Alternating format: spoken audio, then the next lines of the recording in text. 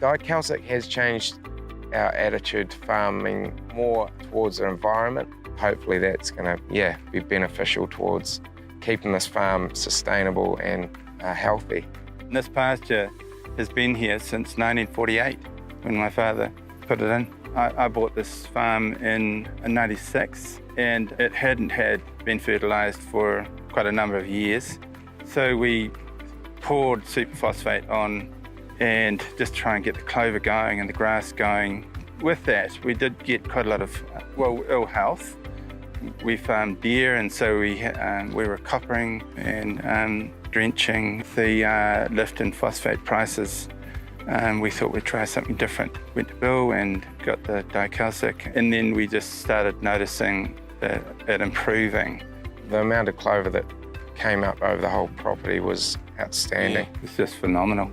I've got photographs of this farm where it's as dry as a chip, and we have 20 mils of rain, and within 3 days it's got the green tinge back again.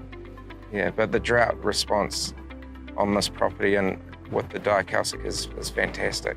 The fact that Dicalcic is non-soluble, it's just an added benefit all the way through. Especially with the way environmental changes are all happening now, it's a huge, massive advantage. And quality of pasture is improved. We don't have that rank feed. I've noticed a lot more earthworms in the ground everywhere I put my spade in, which really is a telltale of how the earth underneath has come back to its natural life, and the microorganisms and the earthworms are doing the job down there to get those roots down deep to get the nutrient up to the animal. The regrowth on the farm after it's been hammered down by a mob of stock, it springs out of the ground and you're good to go again in 10 days to 2 weeks. When people are telling me they're going to pour so many hundredweight of lime over their farms, and then I often, I think, why go to all that expense when you can use Dicalcic?